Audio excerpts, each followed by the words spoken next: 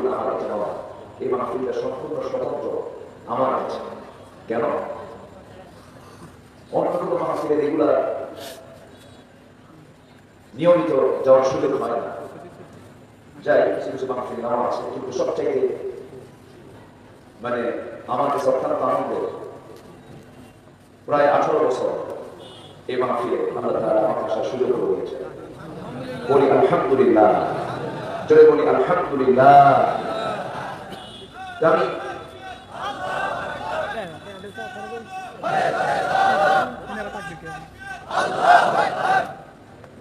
আলহামদুলিল্লাহ দেখতে দেখতে একটা দীর্ঘ একটা সময় আমরা পাড়ি দিলাম। এই 16 বছর কেটে গেছে হলো বিগত সরকারেরা কথা বলে আরাম পাই। সম্মানিত হাজিরিন, ফেরাউন বেঁচে ছিল হলো, ফেরাউনের হায়াত ছিল হলো 1600 বছর, আর এরা ছিল কত বছর? সংখ্যা যে মিলল আপনি বুঝলেন, সংখ্যা একটু মিলছে তাই না? মিলছে। ও ছিল বিগ ফেরাউন, আর এটা হলো মিনি ফেরাউন। চরিত্রগত কিছু মিল আছে। এই পৃথিবীতে হত্যার রাজনীতি প্রথম শুরু করেছিল হলো ফেরাউন। ইউযাব্বিহুনা আবনাআকুম ওয়া ইস্তাহইয়ুনা নিসাআকুম।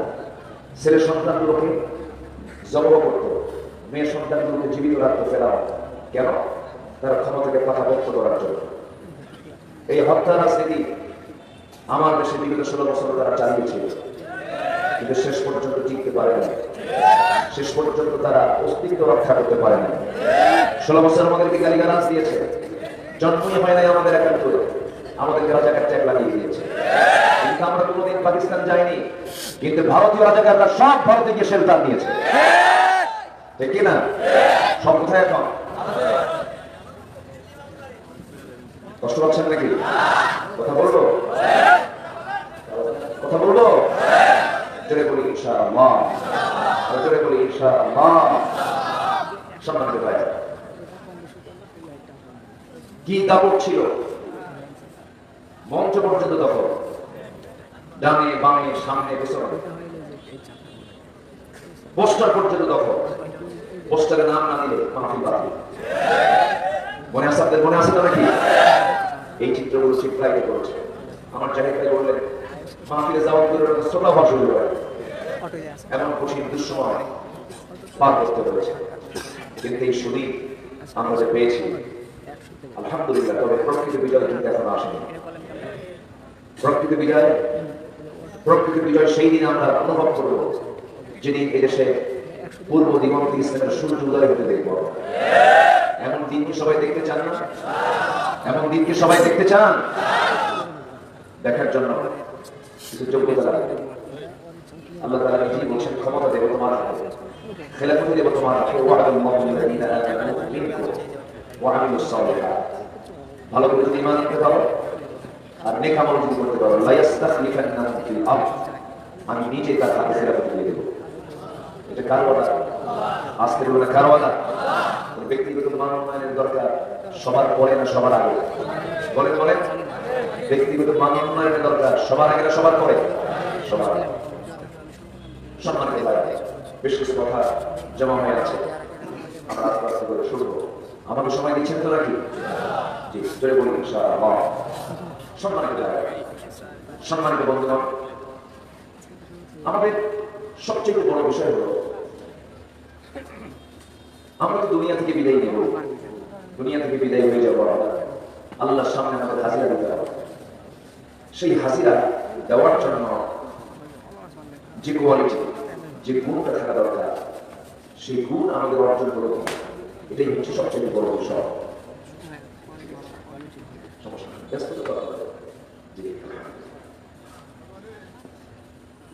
আপনারা আছেন তো নাকি? সামনে সেদিন আমার কোন এক মাহফিলে এরকম সামনের এক সিট ফাঁকা, পা বসে বসছে।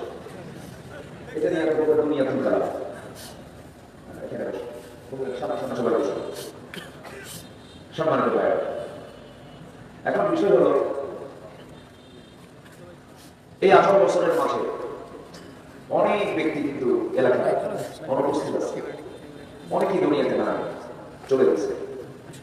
যে জায়গায় চলে গেছে, যে কালে চলে গেছে, সেটা কি ক্ষণস্থায়ী না চিরস্থায়ী? আজকে ক্ষণস্থায়ী না চিরস্থায়ী? আমরা যেখানে বসে আছি এটা কি চিরস্থায়ী না ক্ষণস্থায়ী? ক্ষণস্থায়ী। তাহলে আমরা স্বভাবগতভাবে আমরা যে কোনো কাজ করতে গেলে আমরা কি মজবুতির দিক থেকে দুর্বল কামনা করি না মজবুত কামনা করি? মজবুত কামনা করি। তো চিরস্থায়ী জীবনের চিন্তা আগে করা দরকার না ক্ষণস্থায়ী জীবনের চিন্তা আগে করা দরকার? চিরস্থায়ী। ইহকাল না পরকাল? দুনিয়া কি আখিরাত সাজাবো না আখিরাতে দুনিয়া সাজাবো? বলেন, ভালো করে বলো। আখিরাতে দুনিয়া না দুনিয়া দিয়ে আখিরাত? হ্যাঁ, আখিরাত টার্গেট না দুনিয়া টার্গেট? বলেন, আখিরাত টার্গেট না দুনিয়া টার্গেট? কারণ দুনিয়া তো পার হয়ে যাবে। এই দুনিয়া খাওয়া আছি কিছুক্ষণ পরে নাই, আর আসি কাল নাই, সকালে যদি করে নাই। আমার আব্দুল রাজ্জাক ভাই অত্যন্ত কাছের মানুষ, এই জায়গায় এই অর্থ প্রতিষ্ঠানের সভাপতি মহোদয় কিন্তু নাম আব্দুল জলিল সাহেব। এই যে পড়ি যখন আসলাম তখনই দেখা হয়ে গেল মুরব্বী মানুষ মারা যাওয়ার মাত্র 2 দিন আগে তার সঙ্গে কথা বলছি। লাশ আজকে দুনিয়া থেকে বিদায় নিচ্ছেন, আজকে তিনি দুনিয়াতে নাই। এখানে বসে আছেন, এখান থেকে উঠতে পারবো আমরা? এখন কোনো গ্যারান্টি আমরা কেউ দিতে পারবো না, দিতেও পারবো না। এই ক্ষণস্থায়ী জীবনের জন্য কত স্বপ্ন, কত চিন্তা, কত কল্পনা যখন আমরা করে থাকি, কিন্তু আল্লাহ বলছেন বান্দারে শোনো, ওয়ালাল-আখিরাতু খায়রুন লাকা মিনাল উলা ওয়াল-আখিরাতু খায়রুন ওয়া আবকা ওয়াল্লাহু ইনদাহু হুসনুল মাআব। জোরে বলুন আল্লাহু আকবার। আল্লাহ ফিরে যাওয়াটাই হলো উত্তম প্রত্যাবর্তন স্থল। সে আল্লাহর কাছে যদি আমরা ভালো কিছু নিয়ে যেতে পারি, এটাই তো সফলতা। যদি আল্লাহর কাছে আমরা ডান হাতের আমল নামা নিয়ে যেতে পারি, এটাই প্রকৃত সফলতা। যদি আমরা আল্লাহর কাছে তার পছন্দের বান্দা হয়ে হাজির হতে পারি, এটাই তো আমাদের সফলতা। দুনিয়ার সব কিছু পেলাম কিন্তু আল্লাহকে পেলাম না, সেই পাওয়ার কোনো সার্থকতা আছে? অতএব যা কিছু পেতে চাই কাকে সাথে নিয়ে? আসতে বলবেন না, কাকে সাথে নিয়ে? আল্লাহকে সাথে নিয়ে আমাকে পেতে হবে। তবে দুনিয়াতে লাগবে না তা না, দুনিয়া লাগবে। আল্লাহ তাআলা আমাকে দোয়া করতে বলছেন, একদিকে আগে দুনিয়াই চাইতে বলছেন। আল্লাহ রাব্বুল আলামিন বলেন, যারা পারেন সব মিলিয়ে বলুন, এই দোয়াটা আমার নবী করেছেন, রব্বানা আতিনা ফিদ দুনিয়া হাসানাতান ওয়া ফিল আখিরাতি হাসানাতান ওয়া কিনা আযাবান নার ওয়াজআলনাল জান্নাতা মা'আল আবরার। জোরে বলুন আল্লাহু আকবার। আল্লাহ তাআলা আমাকে দুনিয়ার হাসানাত দান করো, আখিরাতের হাসানাত দান করো, জাহান্নামের আগুন থেকে আমাকে বাঁচিয়ে দাও। এই না বন্ধুরা, আখিরাত থেকে সুন্দর করার জন্য দুনিয়াকে সুন্দর করতে হবে। আমল দিয়ে, ইমানদারের ইমানের গুণ দিয়ে নিজের জীবনকে গুণান্বিত করতে হবে। জন্মসূত্রে মুসলমান ঘরে জন্ম নিলাম, আমি জান্নাত পাবো না। জন্মসূত্রে আমি মুসলিম হলাম, জান্নাত পাবো না। জান্নাত পাওয়ার জন্য জন্মগত পরিচয় দরকার, ইমান থাকা দরকার। কি থাকা দরকার? ইমান থাকা দরকার। আমার দেশে জন্মসূত্রে এমন মুসলিম আছে, আমার দেশে জন্মসূত্রে এমন মুসলিম আছে যারা ইউরোপ আমেরিকার ইহুদি খ্রিস্টানদের চেয়ে যখন আছে কিনা বলেন? একটা পত্রিকা আছে প্রথম আলো, প্রথম আলো এটা প্রথম অন্ধকার। এরা লেগেছে ইসলামের বিরুদ্ধে, আর একটি পক্ষকে খুশি করার জন্য নানাভাবে ষড়যন্ত্র করছে। জাহাঙ্গীরনগর ইউনিভার্সিটি আজ থেকে বেশ কয়েক বছর আগে জাহাঙ্গীরনগর ইউনিভার্সিটির ক্যাম্পাসে তৎকালীন সরকারের আমলে একটি নির্দিষ্ট দলের একজন নেতা, ছাত্রলীগের একজন নেতা, সে 100টা নারী জীবন নষ্ট করে, ধর্ষণ করে ক্যাম্পাসে প্রকাশ্যে মিষ্টি বিতরণ করেছে। সেই মালিক ধর্ষণ করলো, ধর্ষণের সেঞ্চুরি করলো। সেই ছাত্রলীগ যদি দাপুটে সেই জাহাঙ্গীর ইউনিভার্সিটি যদি তারা পলিটিক্স করতে পারে, সেখানে একটি স্বতন্ত্র সংগঠন, ইসলামী সংগঠনের একটি অন্যতম দল ছাত্র শিবির সেখানে অপেন হয়েছে। প্রথম আলো খুব গায়ে লেগেছে, প্রথম আলো এটি নিয়ে খুব বাজে কথা বলছে। প্রথম আলোর নাম আর আমরা আলো দিতে চাই না, এটা প্রথম অন্ধকার, ঠিক কিনা? এটা প্রথম অন্ধকার। সম্মানিত ভাইরা, সম্মানিত বন্ধুগণ, এখন আমার দেশে বহু বাম নামের আছে না নাই? বহু বাম নামের আছে না নাই? ভোট পেতে আছে, সুযোগ বুঝে অনেক কিছুই করার চেষ্টা করবে, কিন্তু সক্ষম ভাবে মোকাবেলা করতে হবে আমাদের। সবাই রাজি আছেন তো ইনশাআল্লাহ? সম্মানিত ভাইরা, যুগে যুগে সুযোগ সন্ধানী কিছু লোক ছিল, এখনো আছে, সামনেও থাকবে। বিগত 16 বছরে ওই সরকারের আমলে সর্বোচ্চ সুযোগ সুবিধা গ্রহণ করেছে এমন কিছু কান বললেও কিন্তু ছিল। আজকে ছিল কিনা বলেন? একটি সুবিধাবাদী দল জাতীয় পার্টি, এই জাতীয় পার্টি এটা দীর্ঘ 16 বছর তাদের ছত্র ছায়ায় এই অপকর্মের এই বিশাল ফেরিস্তি তাদের সহযোগিতা করা সম্ভব হয়েছিল। সেই জাতীয় পার্টি আবার এখন উঁকি মারে, মাঝে মাঝে উল্টাপাল্টা বক্তব্য দেয়, যে অন্যায় করে এবং যে অন্যায়কে সমর্থন দেয়, অপরাধ কি অসমান না সমান? সমান না সমান? আমার তো মনে হয় মুনাফিকদেরকে সাথ দেওয়ার সময় আর নাই। আসতে বলবেন না, জোরে বলুন ঠিক কিনা? বাইতুল মুকাররমের যিনি খতিব ছিলেন, তার বাবা, আমরা কেন বলবো না, অবশ্যই তিনি আল্লাহওয়ালা মানুষ ছিলেন, আল্লামা শামসুল হক ফরিদপুরি রাহিমাহুল্লাহ। কিন্তু তার যে সন্তান, তিনি যে আচরণটা করেছেন, কওমি জনগণের খেতাব দ্বারা বাইতুল মুকাররমের খতিব হলেন, 5 আগস্টের পরের দিন থেকে নিখোঁজ। খতিব নেই, খতিব গেল, খতিব পালায়, এমন রেকর্ড বাংলার জমিনে দাঁড়ায়, তাও জাতীয় মসজিদ। 2 সপ্তাহ পরে খতিব আসছে তার সাঙ্গপাঙ্গ নিয়ে মসজিদ দখল করার জন্য, মেম্বার দখল করার জন্য। জনগণ উল্টো জুতা মারছে। জুতা মারার পর বিকেল বেলা সাংবাদিক সম্মেলন করে বলে, আল্লাহ পাক আমাকে বাঁচাইছে, একটা জুতা আমার গায়ে লাগে না। কথা কি বুঝতেছেন আপনারা? কথা বোঝায়? ওই সমস্ত মুনাফিক চক্র এখন আছে না নাই? শুনুন, শাহবাগের গণজাগরণ মঞ্চে শুনে শুনে বা বয়ে পড়ে ইতিহাস জানি না, সচক্ষে ইতিহাস দেখেছি। গণজাগরণ মঞ্চে তৎকালীন ধ্বজভঙ্গ ইমরান এইচ সরকারের নেতৃত্বে যে গণজাগরণ মঞ্চ তৈরি হয়েছিল, সেই মঞ্চে দাঁড়িয়ে এক শ্রেণীর টুপিওয়ালা দিয়ে মৌন সমর্থন জানিয়েছে। তাদের মুখে হক কথা মানায় না, তাদের মুখে বেশি গালগপ্প মানায় না, তাদের নাম কখনো আল্লাহ হতে পারে না। এরা মুনাফিকের বাচ্চা, মুনাফিকের বাচ্চা, মুনাফিক। আছে না নাই? আসতে বলবেন না, আছে না নাই? এবং কি বললেন যে আমি আমার জীবনের শ্রেষ্ঠ আমল আজকে করতে পেরেছি, আমি আমার জীবনের শ্রেষ্ঠ আমল করতে পেরেছি। কথা তবে স্পষ্ট ভাষায় জানিয়ে দিতে চাই, ভুল হয়েছে, ভুল যদি হয়ে থাকে, যদি বুঝতে পারেন, অনুতপ্ত হৃদয়ে আল্লাহর কাছে ক্ষমা চান, আল্লাহর কাছে মাফ চান, নচেত এই জাতি মুনাফিকদেরকে ক্ষমা করবে না, ঠিক কিনা? সম্মানিত ভাই, অনেক কথা আছে, এখানে তো শুধু একটা দিন কথা বলি, এবং আপনি আমার দীর্ঘদিনের শ্রোতা, অনেক পুরাতন শ্রোতা, প্রত্যেক বছর আপনার আলোচনা দেখে শোনো।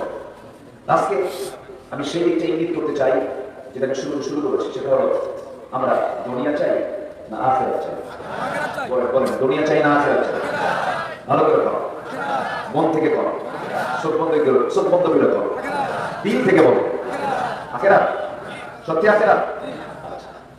জি, যদি আখিরাত যদি উদ্দেশ্য হয় তাহলে আমরা সফল।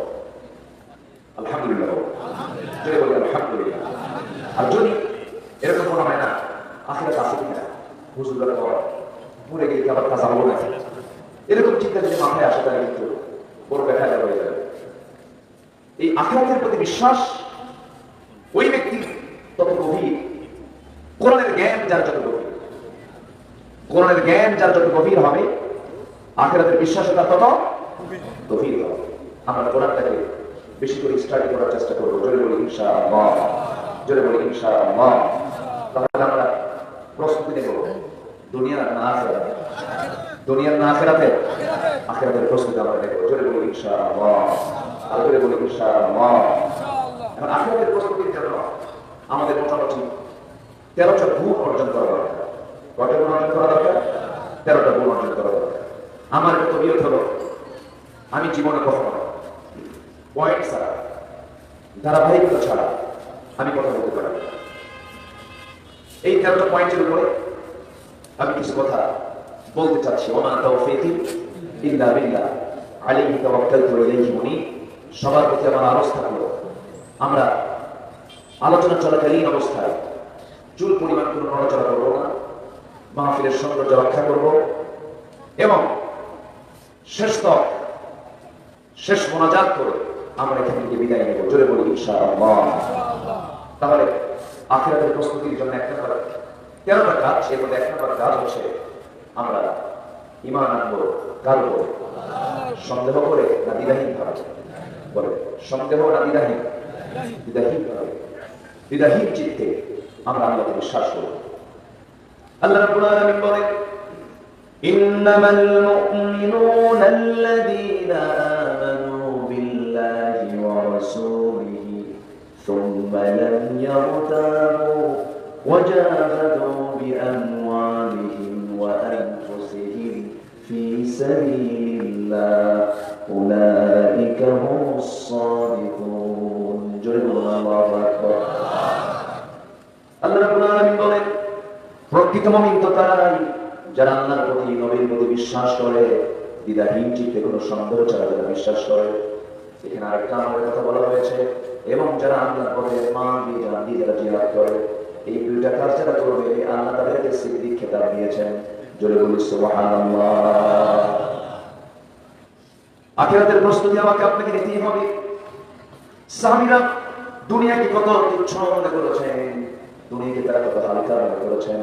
ছোট্ট একটি ইতিহাস মনে করলে একজন সাহাবী, কম বেশি সবার জানা আছে, একজন সাহাবী, তার বাড়িটা হলো মক্কা এবং মদিনার ঠিক মাঝখানে বরাবর তার বাড়ি। এই সাহাবী ইসলাম গ্রহণ করলেন, দিন গ্রহণ করলেন। দিন গ্রহণ করার পর তার আপন চাচা বাম দুনিয়া থেকে জন্মের পর বিদায় হয়ে যায়। চাচার কাছে মানুষ হয়েছেন। চাচার কাছে যখন সংবাদ চলে গেল ভাতিজা কালিমা পড়ে মুসলমান হয়ে গেছে, চাচা বলতেছে, ভাতিজা শুনলাম তুমি নাকি কালিমা পড়েছ। সঙ্গে সঙ্গে ভাতিজা বলছে, চাচা শুনবেন কেন, আপনি আমাকে দেখেন, আশহাদু আল্লা ইলাহা ইল্লাল্লাহ ওয়াহদাহু লা শারীকা লাহু ওয়া আশহাদু আন্না মুহাম্মাদান আবদুহু ওয়া রাসূলুহু। জোরে বলি আল্লাহু আকবার। আমি কালিমা পড়ে নিয়েছি চাচা, আপনিও কালিমা পড়েন। সঙ্গে সঙ্গে চাচা বলতেছে, ভাতিজা তুমি শোনো, তুমি কি জানো ধর্ম ছেড়ে দিয়ে নতুন ধর্ম গ্রহণের ফলাফল কি হতে পারে? সমস্ত সম্পত্তিগুলো আমি তোমার কাছ থেকে সব জোরপূর্বক নিয়ে নেব, সমস্ত সম্পত্তি থেকে আমি তোমাকে ধারণ করে দেবো, ঘর থেকে বের করে দেবো। এবার ভাতিজা বলছে, চাচা আপনি আমাকে জোর করে আমার কাছ থেকে সম্পদ নেবেন কেন? আমি আপনাকে আপোষই দিয়ে দেবো। আমি যে ঈমান এনেছি পৃথিবীর কোনো সম্পদ দিয়ে যার কোনো মূল্যায়ন হবে না, সম্পদ আমি আপনাকে এমনি দিয়ে দিলাম। চাচা খেতে গিয়ে এক পর্যায়ে বলে ফেলে দিল, গাড়িসানাটাও করে গাড়িসানাটাও তিনি করে দিলেন। এক পর্যায়ে জোরপূর্বক লুঙ্গিটা পর্যন্ত খুলে নিয়ে ঘর থেকে উলঙ্গ করে বের করে দেওয়া হলো। কোনো মতে নিজের বাড়ির সামনে দরজায় গিয়ে নক করে বলছেন, মা দরজা খোলো, কিন্তু আমার দিকে পেছানোর কোনো কায়দা নাই। আমার চাচা আমার শরীর থেকে জামা সহ বর্ণালী লুঙ্গি সহ খুলে নিয়েছে। আমাকে দেখা একটা ছোট্ট চাদর দেওয়া যায়, ছোট্ট একটা চাদর দেওয়া হলো। সেই চাদর দিয়ে কোনো মতো তার সম্পর্ক ডাকলেন। মা উলঙ্গ করে বলছে, মা আমার কাছ থেকে ঘর ছাড়া করে দিল, বাড়ি ছাড়া করে দিল, বাড়ি ঘর সাল্লাহ, আমি চলে যাচ্ছি মদিনায়। এই দুনিয়ার সব ছাড়বো, কিন্তু আল্লাহর দরবারে নবীর দরবারে কখনো ছাড়া সম্ভব নয়। প্রচন্ড শীতকাল সেই সময়, হাড় কাঁপা শীত, রাতের বেলা রওনা দিয়েছেন। নবীর দরবারে পৌঁছে গেলেন, দরজার কাছে গিয়ে নক করছেন। দরজায় নক করার সঙ্গে সঙ্গে দরজা খুলে দেখেন নগ্নদেহ, গায়ে কাপড় চোপড় নাই, কোনো মতো একটা চাদর মুড়ি দিয়ে সতর্কতা থেকে সামনে যুবকরা থরথর করে কাঁপছে ঠান্ডার ভিতরে। ভিতরে চলে গেলেন আমার নবীজি। সুন্দর দুটি জুব্বা হাতের মধ্যে নিয়ে এসে বলছে, ও যুবক, এই যে আমার জুব্বা, আমি তোমার জুব্বাটা তুমি পড়ো। পড়ার পরে রাসূল বলছেন, যুবক তোমার এমন অবস্থা হয়েছে কেন, কি হয়েছে তোমার, খুলে বলো। সঙ্গে সঙ্গে তিনি বলছেন, ইয়া রাসূলুল্লাহ, আমার বাড়ি ছিল, আমার ঘর ছিল, সম্পদ ছিল, সব ছিল, কিন্তু আজকে ঈমান নামক দৌলত গ্রহণ করার কারণে, দিন গ্রহণের কারণে আজকে সব মাইনাস হয়ে গেছে। এমনকি হুজুর আমার পরনের লুঙ্গিটা পর্যন্ত আমার চাচা খুলে নিয়েছে, সব দিয়ে দিয়েছি, কিন্তু ঈমানটা আমি কিনে নিয়েছি। জোরে বলি সুবহানাল্লাহ, আর জোরে বলি সুবহানাল্লাহ। এটাই হলো আখিরাতের প্রস্তুতি। এটা কিসের প্রস্তুতি? আখিরাতের প্রস্তুতি। আমার নবীজি বললেন, তোমার চাচা তোমাকে বস্ত্রহীন করে দিয়েছে, আমি তোমাকে বস্ত্র অর্ডার বানাই দিলাম, জুব্বাটা তুমি পরে নাও ভালো করে, তোমার কোনো চাওয়া পাওয়া আছে নাকি? সাহাবী বলছেন, ইয়া রাসূলুল্লাহ, আমার জন্য দোয়া করবেন। আমার নবীজি ওই সময় দুটো হাত আসমানমুখী করে বলছে, হে আসমানের মালিক আল্লাহ, আমার সাহাবী, তোমার অসহায় বান্দা, আমার এই সাহাবী আব্দুল রাসূল বাজদাই দ্বীনকে গ্রহণ করতে গিয়ে, ইসলামকে গ্রহণ করতে গিয়ে সে দুনিয়া ছেড়ে দিয়েছে, দুনিয়া বিক্রি করে দিয়েছে। আমার আব্দুল্লাহ জান এবং মাকে তুমি কাফের বেঈমানদের জন্য হারাম করে দাও। এই দোয়া করার সঙ্গে সঙ্গে সাহাবী মন খারাপ হয়ে গেল, সাহাবী কাঁদে। রাসূল বলছেন, আব্দুল্লাহ তুমি কাঁদো কেন, কি হয়েছে? হুজুর, আমার সারা জীবনের লালিত স্বপ্ন হলো আমি যেন আল্লাহর পথে যুদ্ধ করে শহীদ হয়ে যেতে পারি, কিন্তু আপনি আমার জন্য কাফেরদের জন্য আপনি হারাম ঘোষণা করবেন, আমি তো শহীদ হতে পারবো না। সঙ্গে সঙ্গে আমার নবীজি বলছেন, আব্দুল্লাহ তুমি এমন টেনশন করছো কেন, এমন চিন্তা তোমার আসার দরকার নেই। তোমার মধ্যে যদি সমাজের চিন্তার চেতনা যদি জাগ্রত থাকে, তোমার মৃত্যু যদি বিছানায় হয়ে যায়, আল্লাহ পাক তোমাকে শহীদের দরজা দিয়ে দিবেন। সুবহানাল্লাহ। আমার নবীজি আব্দুল্লাহ সুলবাজানকে আহলে সুফার সদস্য বানায় দিলেন, জোরে জোরে কোরআন তেলাওয়াত করেন। তার তেলাওয়াতে বিরক্ত হয়ে সাহাবীরা বললেন, ইয়া রাসূলুল্লাহ, একজন নতুন লোক আসছে আমাদের মাঝে, খুব জোরে জোরে তেলাওয়াত করে। রাসূল বলছেন, কি কারণ? আব্দুল্লাহ কারণ। রাসূল বলছেন, সাহাবীরা, আমার আব্দুল্লাহ তেলাওয়াতে তোমরা কেউ কথা বলে না, কারণ আমার আব্দুল্লাহ দ্বীন গ্রহণ করতে গিয়ে তারা অনেক কষ্ট করতে হয়েছে। আব্দুল্লাহ দ্বীন গ্রহণ করতে গিয়ে তারা দুনিয়া বিক্রি করে আখিরাত কিনতে হয়েছে। জোরে বলি সুবহানাল্লাহ। সম্মানিত ভাই, পরকালের জান্নাতকে নিশ্চিত করার জন্য, পরকালের সেই বিশাল প্রাপ্তি নিজের হস্তগত করার জন্য দুনিয়ার সকল স্বার্থ ত্যাগ করতে হবে। আসতে পান কেন? আসতে পান কেন? সকল স্বার্থ ত্যাগ করতে হবে। সম্পদ কত লাগে? সম্পদের পাহাড় করেছিল, হাজার হাজার কোটি টাকার মালিক, একটা গ্রুপের মালিক সালমান এফ রহমান, বিশাল সম্পত্তির পাহাড়টা, কোথায় সম্পদ তার কাজে লাগলো? বাঁচার জন্য কত চেষ্টা করলো, শেষ পর্যন্ত মাথা চুলটা কালো বানালো, দাড়িটা কেটে ফেললো। জানেন তো নাকি? জানেন তো নাকি? দাড়িটাও কাটলো, প্যান্ট খুলে লুঙ্গি পরলো, শার্ট কোট খুলে একটা গেঞ্জি পরলো, বাচ্চার জন্য কত জোহার করলো, কত চিন্তা, কত ফিকির করলো, চললো নৌকায়, এমন নৌকায় চললো আর ভিড়ল না। কোস্টগার্ড ধরে ফেলেছে, আইনমন্ত্রীকে নিয়ে চলে আসতেছে। আইনমন্ত্রী বলে, আমার একা নিয়ে যাও কেন? লোকটা আরেকটা আছে, আরেকটা কই কই যে বসে আছে, চেনা যায় না তো লোকটা কে? তরকারি বিক্রেতা নাকি? কে বসে আছে? দেখো মাথার চুল কালো বানাইছে, ওকে দাঁড়িয়ে নেয়, ওটাই দরবেশ। কি কথা কি বুঝতেছেন আপনারা? কথা কি বুঝতেছেন? আমাদেরকে 16 বছর গালি দিয়েছে, বিভিন্ন ট্যাগ লাগিয়েছে, আমরা নাকি ধর্মের নামে রাজনীতি করি, আমরা নাকি ধর্মের ব্যবসায়ী। ধর্মের ব্যবসায়ী তারাই চামড়িয়া, যারা নিজেদের প্রয়োজনে গাড়ি রাখে আবার গাড়ি কাটে। আসতে পান কেন? তাদের নিজের প্রয়োজনে একই মাথায় পট্টি বাঁধে, আবার একই মাথায় তিলক লাগায়। এই চরিত্র আমরা তাদেরই দেখেছি। আমরা একটি শোষণ মুক্ত, জুলুম মুক্ত একটি সুন্দর বাংলাদেশ আমরা দেখতে চাই। দেখতে চান কিনা বলেন? আমাদের সব দেখা শেষ। 71 থেকে আজকে 2024 সাল, 53 বছর আমরা বহু নেতাকে ক্ষমতার মস্তকে দেখেছি, এসেছে চলে গেছে, আমাদের সব দেখার পর্ব শেষ। কারো বাবার দেশ, কারো স্বামীর দেশ, কেউ বাপ নিয়ে ব্যস্ত, কেউ স্বামী নিয়ে ব্যস্ত, মাঝখান থেকে আমরা শেষ। আমরা কাউকে নিয়ে ব্যস্ত থাকতে চাই না। আমাদের সামনে একটাই পথ খোলা আছে, আগামীর দেশ হবে কোরআনের দেশ, আগামীর দেশ হবে কোরআনের দেশ। রাজি আছেন কারা কারা? হাত উঁচু করে দেখা।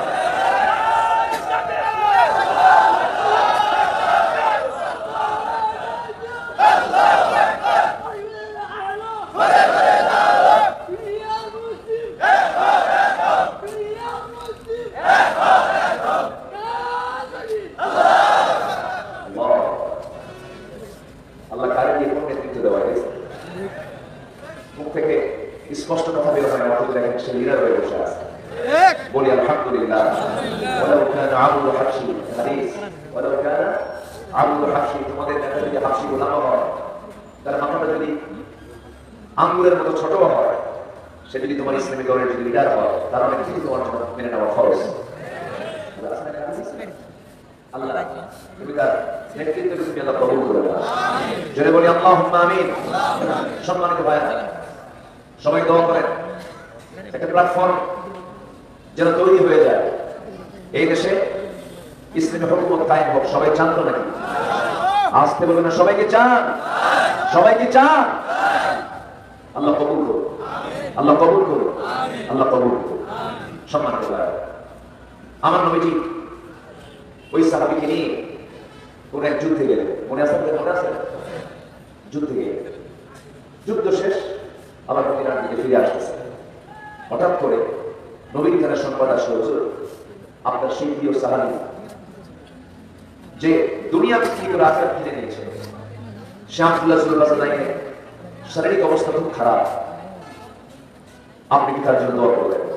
আমরা রাসূল বললেন, তোমরা আমার আব্দুল্লাহ চিকিৎসা সেবা তোমরা সবসময়ের জন্য খেয়াল রাখো, আমার আব্দুল্লাহর জন্য চিকিৎসার জন্য দুর্বলতা না থাকে, চিকিৎসায় যেন কোনো প্রকার গ্যাপ না থাকে, খেয়াল করো, ভালো করে যত্ন নেবে।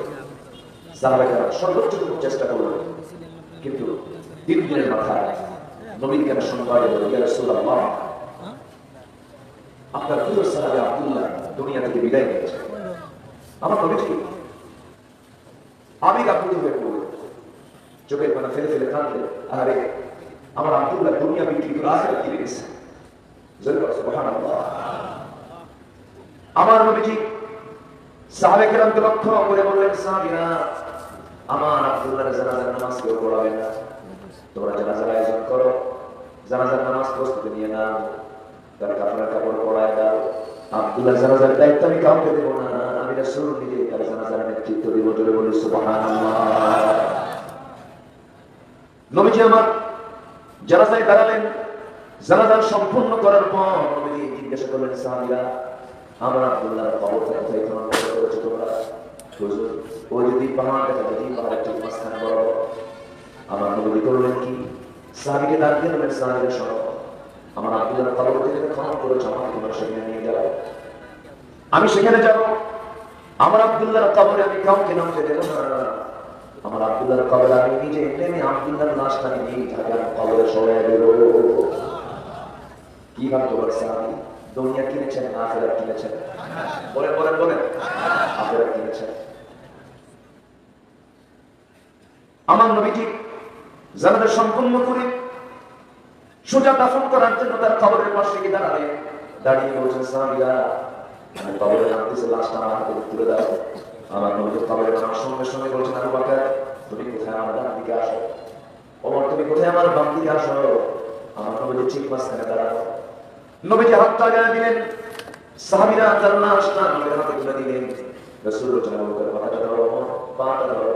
তিনজন মিলে লাশ যখন কবরে শোয়ানো হলো, আমার নবীজি বুকের উপর হাত রেখে আল্লাহকে সাক্ষী রেখে বলছেন, আকাশের মালিক আল্লাহ তাআলা, আজকের এই মুহূর্ত পর্যন্ত আমি বিশ্বনবী আমার আব্দুল্লাহর উপরে সন্তুষ্ট আছি, তুমি না তার প্রতি সন্তুষ্ট হয়ে যাও।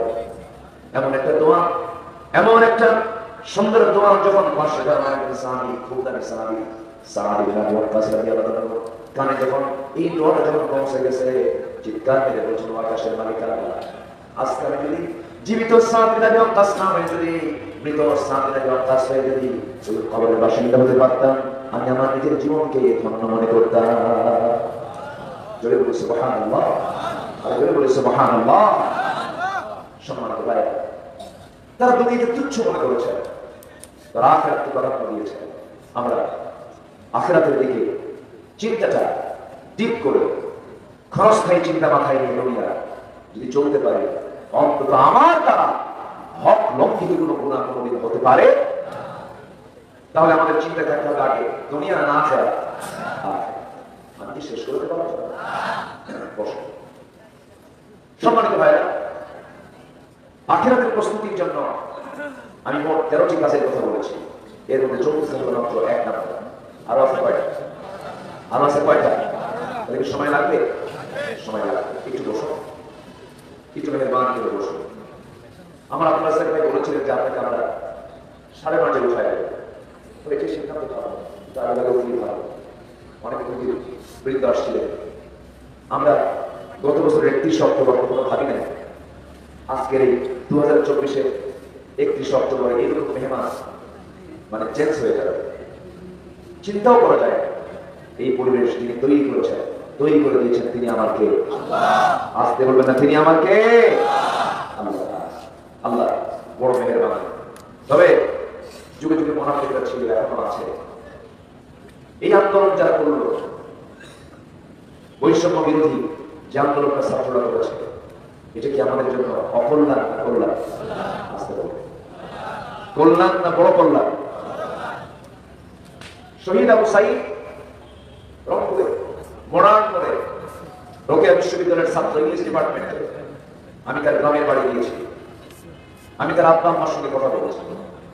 সে 5 ওয়াক্ত নামাজি ছিল এবং সে রিসার্চ করতো, রিসার্চ করে সে স্টাডি করে ইবাদত করতো, তাহাজ্জুদ গুজার ছিল। খুব ভালো মানুষ ছিল, খুব ভালো স্টুডেন্ট, মেধাবী স্টুডেন্ট ছিল।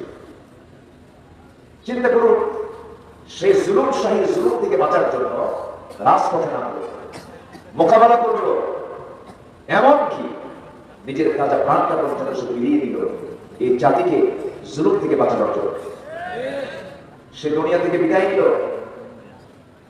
সব কিছু দেওয়া যায়, জান কিন্তু সহজে দেওয়া সম্ভব না। জান দেওয়া কিন্তু কঠিন। যত রক্ত লাগে দেব, প্রয়োজনে লোক পাঠাবো, আমি যাবো। আসতে কর, এরকম লোকের অভাব আছে? সেই জায়গায় আবু সাঈদ দেশবাসীকে জুলুম থেকে বাঁচানোর জন্য নিজের বুকটা উজাড় করে জীবনটা দিয়ে দিল। এইদিকে ফতুয়া দেয়। আবু সাঈদ শহীদ হয়, আবু সাঈদ শহীদ হয়। আমার দেশে এই সিরাজগঞ্জ জেলায় জান্নাতুল নামে একটা কলেজের সামনে সমাধি আছে, সেখানে লেখা আছে শহীদ আনন্দ কুমার মহন্ত। বুঝতেছেন আপনারা? শহীদ আনন্দ কুমার মহন্ত মানে কি? লোকটা তো মুসলিম মনে হয় না হিন্দু? হিন্দুর নামের আগে কি লাগানো আছে? শহীদ। যে দেশে একটা হিন্দুর নামের আগে শহীদ লেখা থাকে, হিন্দু শহীদ হয়। আর যে আবু সাঈদ, সে একজন আছে মুসলিম। জুলুম থেকে বাঁচানোর জন্য, জালিম থেকে এই দেশকে হেফাজতের জন্য রাজপথে জীবন দিল। আমার রাসূল বলেছেন, যদি কেউ আগুনে পুড়ে মারা যায়, শহীদ। পানিতে ডুবে মারা যায়, শহীদ। শুক্রবারে মারা যায়, শহীদ। বিদ্যুৎ স্পৃষ্ট হয়ে মারা যায়, শহীদ। সম্মানিত ভাইরা, দেশের জন্য, দেশের মানুষকে বাঁচানোর জন্য, এরপরে জুলুম থেকে অত্যাচার থেকে বাঁচানোর জন্য, আলেমদের প্রতি অত্যাচার বন্ধ করার জন্য যে জীবন দিতে পারে, সেই জীবন দেওয়াকে সাধারণ জীবন দেওয়ার সঙ্গে তুলনা করা যাবে? আমরা দোয়া করি আল্লাহ তার শাহাদাতকে কবুল করুন। জোরে বলি আল্লাহুম্মা আমিন। আরো জোরে আল্লাহুম্মা আমিন।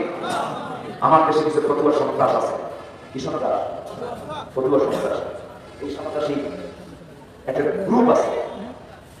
কয়েক বছর আগে রাজশাহী থেকে একটা ফতুয়া আসলো, রাজশাহী থেকে ফতুয়া দিল কিয়ামত পর্যন্ত হরতাল হারাম।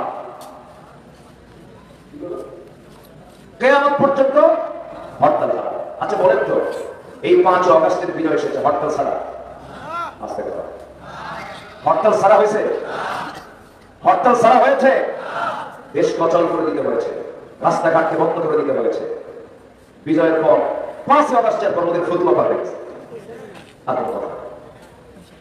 যাদের ফতোয়া অবস্থার পরিপ্রেক্ষিতে চেঞ্জ হয়, এরাই হচ্ছে জাতির বড় গাদ্দার, এরাই হচ্ছে মুনাফিক। আল্লাহ এদের থেকে আমাদেরকে হেফাজত করে। জোরে বলি আমিন, আরো জোরে আমিন। সম্মানিত ভাই, তাহলে আখিরাতের প্রস্তুতির জন্য 1 নাম্বার পুঁজি হলো আমার ঈমান ভালো করে রাখবো। জোরে বলি ইনশাআল্লাহ। সবাই নামাজ পড়িত নাকি? ঈশার নামাজ পড়েছি সবাই? সবাই কি ঈশার নামাজ পড়েছি? বলি আলহামদুলিল্লাহ। ফজর কি সবার হবে? সবার কি ফজর হবে? জোরে বলি ইনশাআল্লাহ। সম্মানিত ভাই, আখিরাতের প্রস্তুতির জন্য নাম্বার 2 হলো তাকওয়া অর্জন করা। কি অর্জন করা বলে? তাকওয়া। মন যা চায় তা করা যাবে না। মন তো অনেক কিছুই চায়, কিন্তু তা করা যাবে না। আমার মন যা চায় তা করবো না, আমার আল্লাহ যা চান আমি তাই করব। আল্লাহ রাব্বুল আলামিন বলেন, ইয়া আইয়ুহাল্লাযীনা আমানু তাকুল্লাহা ওয়া কুলু কাওলান সাদীদা يصلح لكم أعمالكم ويغفر لكم ذنوبكم ومن يطع الله ورسوله فقد فاز فوزا عظيما জোরে বলুন আল্লাহু আকবার। নাম্বার 3 হলো ন্যায় প্রতিষ্ঠা করা, সদাচারী হওয়া। যার মধ্যে ন্যায় বিচার থাকবে না, ন্যায় প্রতিষ্ঠা থাকবে না, সে বান্দা কখনো আখিরাতে নাজাত পাবে না। ন্যায় চিন্তা তার মাথায় রাখতে হবে।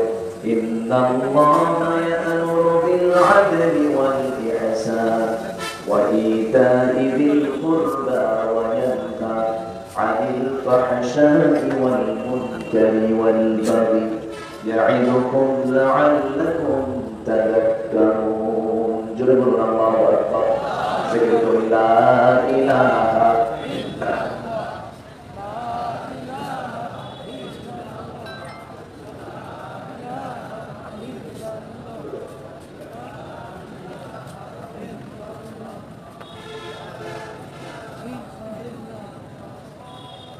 لا إله إلا الله لا إله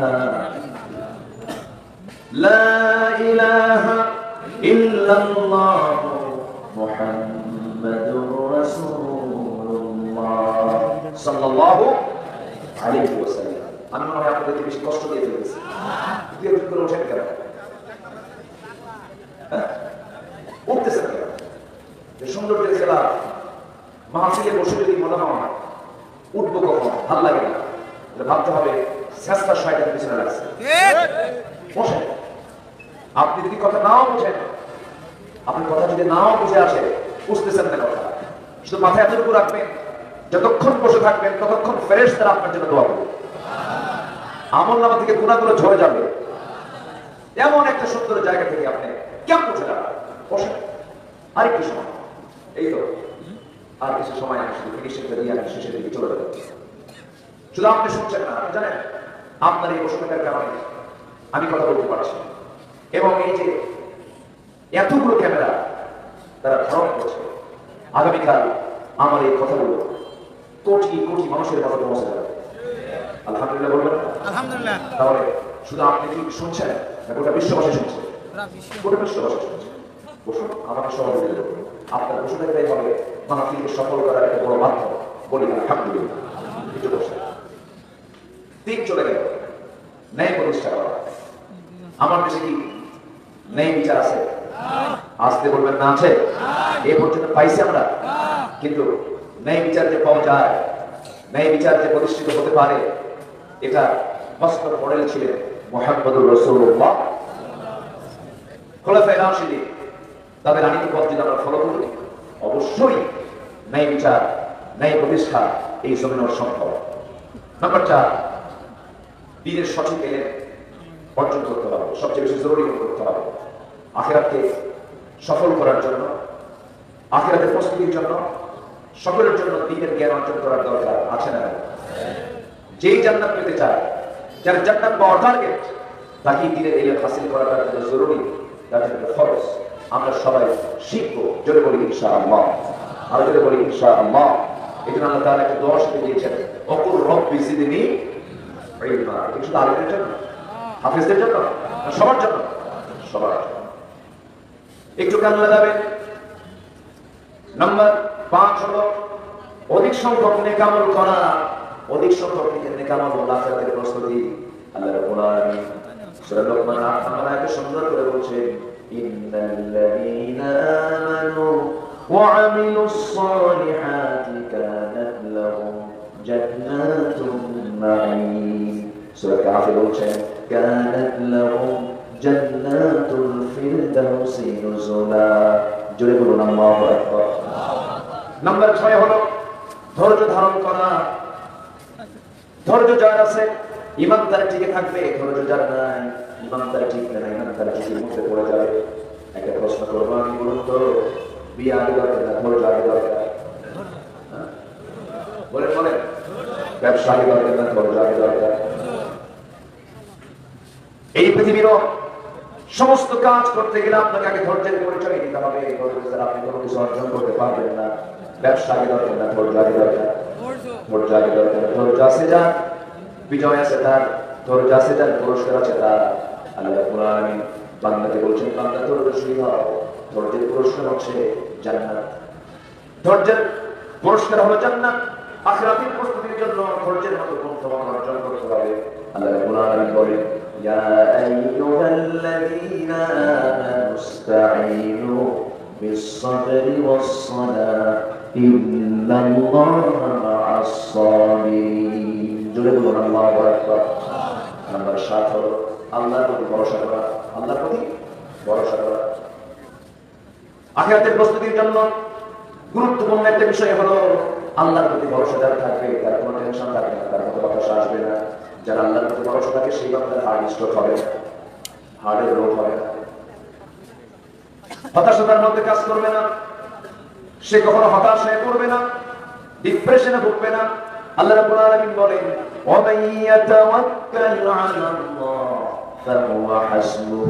আল্লাহ রাব্বুল আলামিন বলেন, ফাইদা আযামতা ফাতাওয়াক্কাল আলাল্লাহ ইন্নাল্লাহা ইউহিব্বুল মুতাওয়াক্কিলিন। জোরে বলুন আল্লাহু আকবার। আমার বন্ধুগণ, ভরসা করব কার উপরে? আর জোরে কার উপরে? আল্লাহর উপরে। নাম্বার 8 হলো দুনিয়ার ভোগ বিলাসিতা নিমগ্ন না হয়ে আখিরাতের আবাসকে মূল লক্ষ্য হিসেবে নির্দিষ্ট করে নেওয়া। ওয়া মা হাযিহিল হায়াতুদ দুনিয়া ইল্লা লাহু ওয়া লাইব ওয়া ইন্নাদ দারাল আখিরাহ লাহিয়াল হায়াওয়ান লাউ কানু ইয়ালামুন। জোরে বলুন আল্লাহু আকবার। নাম্বার 9 হলো নিজেকে এবং পরিবারকে জাহান্নাম থেকে বাঁচানোর জন্য চেষ্টা করা। এটা একটা প্রস্তুতি। এই দুনিয়াতে কোনো বাপ কিন্তু যারা ছেলেকে বিপদে ফেলে দেয়, বউটা বিপদ আমার পড়ে যায়, ভাই আমার বিপদে পড়ে যায়, কেউ চাই না। ঠিক তেমনই আখিরাতেও প্রস্তুতির জন্য আমার সন্তান জাহান্নামে যাকে আমি চাবো না। এই জন্য আল্লাহ রাব্বুল আলামিন অর্ডার দিয়েছেন, কু আনফুসাকুম ওয়া আহলিকুম নার। নিজে বাঁচো, তোমার পরিবারকে তুমি জাহান্নাম থেকে বাঁচাও। কার উপর? আপনি বলুন না কার উপর? আল্লাহর উপর। নাম্বার 10 হলো তওবা করা। আল্লাহর কাছে তোমরা তওবা করবে, যে তওবা আল্লাহর দরবারে যদি কবুল হয়ে যায়, তোমাকে সওয়াব করে যাবে। তুবু ইলাল্লাহি জামিআন আইয়ুহাল মুমিনুন। জোরে বলুন আল্লাহু আকবার। তওবা করা কার উপর? আস্তে বলুন না কার উপর? ভুল করেছে আল্লাহর কাছে মাফ চেয়ে নেব, তওবা করব। আল্লাহ বলছেন, বান্দারা আমার কাছে তওবা করো, আমার কাছে মাফ চাও। আমার বন্ধুগণ, এই দুনিয়াতে আমি যাকে বারবার ডাকবো সে বিরক্ত হয়ে যায়, কিন্তু আমি আল্লাহকে যদি বারবার আল্লাহ তো খুশি হয়ে যায়।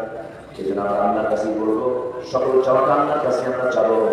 আমার বন্ধুগণ, যদি কোনো বান্দার তওবা কবুল হয়ে যায়, তওবা কবুল হওয়ার সঙ্গে সঙ্গে ওই তওবার যে বান্দা তওবা করেছে, তওবাকারীর জীবনের চুল পরিমাণ আর কোনো গুনাহ থাকে না। জোরে বলেন সুবহানাল্লাহ। তওবা করবো আমরা কার কাছে? আমার রাসূল তওবা করেছেন, ফাইন্নী আতুবু ফিল ইয়াউমি মিআত মাররা। আমি রাসূল সারা দিনে 100 বারেরও বেশি বার তওবা করি। রাসূল যদি সারা দিনে 100 বারেরও বেশি বার তওবা করেন, আমাদের তওবা করার দরকার আছে না? তওবা করার দরকার আছে। ভুল হয়ে যাবে, সঙ্গে সঙ্গে মাফ চেয়ে নেব। ভুল হবে আমার, মাফ করার জন্য কে আছে? আসতে বলুন না কে আছেন? আল্লাহ তাআলা আছেন। কিন্তু পরিকল্পিতভাবে প্ল্যান করে, মাস্টার প্ল্যান করে কোনো অপরাধ আপনি করবেন তা হবে না। হঠাৎ করে অবতাবশত ভুল হয়ে গেছে, বিজাহানাতি এরকম যদি কোনো হয়ে থাকে, বান্দা তুমি আমার অপকর্ম করেছো যা তুমি জানতে না, আমার কাছে চোখের পানি ফেলে মাফ চাই, আমি তোমার অজ্ঞত বসত সেই ভুলটা আমি আল্লাহ তোমার জন্য ক্ষমা করে দেবো। যদি বলি সুবহানাল্লাহ। নাম্বার 11 হলো আল্লাহর পথে ব্যয় করা। আল্লাহর পথে ব্যয় হচ্ছে আখিরাতের প্রস্তুতির একটা গুরুত্বপূর্ণ দিক। আল্লাহর পথে ব্যয়, দান এত গুরুত্বপূর্ণ সেদিন হয়ে যাবে, দানটা আল্লাহর কাছে বড় দান হয়ে যাবে। কারণ আল্লাহ বলছেন, বান্দারা আমি তোমাকে জান্নাত দিয়ে দেবো, তুমি আমাকে দুটো দিনের একটা জান দিলা, এটা মানবে। আল্লাহর পথে যে ব্যয়টা করবো, এই ব্যয়টা আমার আখিরাতের জন্য প্রস্তুতি করবো, বড় একটা মাধ্যম হয়ে যাবে। আল্লাহ রাব্বুল আলামিন সুন্দর করে বলছেন, মাসালুল লাযীনা ইউনফিকুনা আমওয়ালাহুম ফি সাবিলিল্লাহি কামাসালি হাববাতিন আনবাতাত সাব'a সানাবিলা ফি কুল্লি সুনবুলাতিন মিআতু হাববাতিন ওয়াল্লাহু ইউযাইফু লিমান ইয়াশা ওয়াল্লাহু ওয়াসি'উন আলীম। জোরে বলুন আল্লাহু আকবার। কষ্ট দিচ্ছে আপনাদের কথা। মাহফিলের নাম কি? ওয়াজ মাহফিল না তাফসীর মাহফিল? বলেন বলেন, কি লেখা আছে? তাফসীর না? আমাদের সাথে বড় প্রবলেম হলো আয়াত বেশি বললে কত জন বিরক্ত হয়, খুদের ঘটনাটা করবে কত ভালো হবে। আর কয়েকটা পয়েন্ট আছে, পয়েন্টগুলো শেষ করে আমি শেষের দিকে আসতে চলে যাবো। আমাদের প্রিপারেশন আছে তো আখিরাতের নাকি? আছে তো? নাম্বার 1 মনে থাকবে সবার। নাম্বার 1 প্রস্তুতি হচ্ছে আমরা ঈমান আনবো। সন্দেহ না দ্বিধাহীন? সন্দেহ না দ্বিধাহীন? নাম্বার 2 তাকওয়া অর্জন করব। নাম্বার 3 ন্যায় প্রতিষ্ঠা করব। নাম্বার 4 দ্বীনের সঠিক ইলম আমরা অর্জন করব। নাম্বার 5 অধিক সংখ্যক নেক আমল আমরা করব। নাম্বার 6 ধৈর্যশীল হব। নাম্বার 7 আল্লাহর উপর ভরসা রাখব। নাম্বার 8 দুনিয়ার ভোগ বিলাসে নিমগ্ন না হয়ে আখিরাতকে টার্গেট করা হবে। জোরে বলি ইনশাআল্লাহ। নাম্বার 9 নিজেকে এবং পরিবারকে জাহান্নাম থেকে বাঁচানোর জন্য প্ল্যান করব। জোরে বলি ইনশাআল্লাহ। নাম্বার 10 তওবা করব। কার কাছে? কারণ এই জীবনের চলাচলে এই ফিতনার দুনিয়ায় ভুল কি হবে না ভাই? আসলে ভুল কি হবে না? ভুল হবে। সেই ভুলের মাঝে আল্লাহ তাআলা একটা অপশন রেখে দিয়েছে, ভুল করবি তুই আমার কাছে চোখের পানি তুলে মাফ চাইবি। তোর মাফ চাওয়াটা আমার কাছে দারুণ পছন্দ। তুই আমার দিকে 1 হাত আগাবি, আমি তোর দিকে 10 হাত আগাবো। যদি বলি আল্লাহ আকবার। নাম্বার 11 হলো আল্লাহর পথে ব্যয় করা। আমরা ব্যয় করবো কার পথে? আল্লাহর পথে। নাম্বার 12 হলো শিরকের অন্তর্ভুক্ত সকল কর্মকাণ্ড থেকে নিজেকে পরহেজ রাখা। শিরকের কোন কাজে আমার জড়ানো যাবে, এটা এমন একটা গুনাহ যা সমস্ত আমলকে বরবাদ করে দেবে। এক মগ দুধের ভিতরে কি দিয়ে? এক ফোঁটা জোড়া দিয়ে এলাকায় বড়। এক মগ দুধ যেমন নষ্ট হয়ে যায়, ঠিক তেমনই গোটা জিন্দেগি আমলের মধ্যে যদি সামান্য শিরক ঢুকে যায়, সব বরবাদ হয়ে যাবে। শিরকের ধারে পাশে আমরা যাবো। লজ্জায় মুখ ঢেকে যায়, মাথা নিচু হয়ে যায়। আমার দেশে মুসলমানরা যখন হিন্দু ভাইদের দুর্গা পূজায় বিদায় দিলেন না খায়, যেরকম নাউজুবিল্লাহ, জোরে বলেন নাউজুবিল্লাহ, তাদের ধর্মীয় কাজে, তাদের ধর্মীয় অনুষ্ঠানে আমাদের যাওয়া জায়েজ? আমাদের যাওয়া জায়েজ? এগুলো থেকে আল্লাহ পাক আমাদের হেফাজত করুন। জোরে বলি আল্লাহুম্মা আমিন। নাম্বার 13 হলো আল্লাহ প্রদত্ত একমাত্র সঠিক পথে অনুসরণ করা। এই 13টি কাজ যদি আমরা ঠিকঠাক মতো যদি করে যেতে পারি, কোরআন সাক্ষী দিচ্ছে, কোরআন করে দিচ্ছে, ওই বান্দার জান্নাতে যেতে আর কোনো বাধা নাই। জোরে বলি আল্লাহু আকবার। আর জোরে আল্লাহু আকবার। সম্মানিত ভাইরা, সম্মানিত বন্ধুগণ, আখিরাতের প্রস্তুতি কাকে বলে? আখিরাতের প্রস্তুতি কারা নিয়েছেন? যুগে যুগে আমরা শুনেছি আম্মে কেরামদের কথা, সাহাবে কেরামদের কথা, এবং নিকটবর্তী ইতিহাস শুনেছি। আমরা মিশরের দিকে গিয়েছি, আমরা তুরস্কের দিকে গিয়েছি, বিভিন্ন ইতিহাস আমরা জেনেছি। কিন্তু বিগত 16 বছর এমন কিছু আল্লাহর পছন্দের বান্দা এই জমিনে তারা দুনিয়া থেকে বিদায় হয়েছে, যারা আমাদের জন্য বিশাল বড় মডেল হয়ে আছে। প্রিপারেশন অফ আখিরাত কাকে বলে তার জ্বলন্ত প্রমাণ হচ্ছেন আল্লামা সাইয়্যিদ রাহিমাহুল্লাহ। 2009 সালে আমার জীবনের প্রথম হজ, আমি জীবনের প্রথম হজে যাই হলো 2009 সালে। সেই সফরে আমি আল্লামা সাইয়্যিদকে পেয়েছিলাম। ওনার ছিল হলো জীবনের শেষ হজ। আমার শুরু, ওনার শেষ। উনি হজে গেলেন, হজ থেকে ফিরবেন তার আগে সবাই মিলে তাকে বলা হলো যে হুজুর আপনি দেশে যাবেন কেন? ট্রাইব্যুনাল বসানো হচ্ছে, মামলা রেডি হয়ে গেছে, আপনি দেশে গিয়ে কন্ট্রোল যাবেন, আপনাকে ধরে ফেলবে। অতএব আপনি দেশে থেকে যান, আপনি এখানে সিটিজেনশিপ পাবেন, নাগরিকত্ব পাবেন, আপনার দেশে যাওয়ার আপনার নিরাপদ নয়। উনি বললেন, আমি কেমন করে এটাকে মেনে নেব, কেমন করে এটাকে আমি মেনে নেব? আমার দল, আমার কর্মী, আমার দলের কর্মীরা তারা জেল থাকবে, মানবতার জীবন যাপন করবে, জুলুমের শিকার হবে, আর আমি তার নেতা বলে বাইরে পালায় বেড়াবো, আরামে থাকবো, এমন শিক্ষা আমার রাসূল দেয় না। আল্লাহু আকবার বলে, যেরকম আল্লাহু আকবার। তাহলে এখান থেকে প্রমাণ হলো আলেমরা পালায়, হাসিনা পালায়। কে পালায়? কে পালায়? কে? আল্লামা সাইদি বুক উঁচু করে দেশে ফিরে যায় ওই 2009 সালে। 2010 সালে 30 জুন গ্রেফতার হয়েছে এবং 2023 সালে 13 আগস্ট বয়োবৃদ্ধ, জ্ঞানবৃদ্ধ, হার্টে রিং পরানো একজন ব্যক্তি, তিনি সুস্থই ছিলেন, জেলখানা থেকে পরিকল্পিত একটা ঘৃণ্য ষড়যন্ত্রের মধ্য দিয়ে চিকিৎসার নাম করে জেলখানা থেকে বের করে এনে শাহবাগের মেডিকেলে ভর্তি করে দেওয়া হলো। আল্লামা সাইদি দুজন সন্তান ওই হসপিটালের দরজায় গিয়ে দাঁড়ায় ছিল 24 ঘন্টা। আমরা আমার আব্বাকে একটা সেকেন্ডের জন্য, একটা মিনিটের জন্য দেখতে চাই, দেখতে দেওয়া হয়। তাকে সেখানে নিয়ে পয়জনিং করে তাকে সেই জায়গায় নিয়ে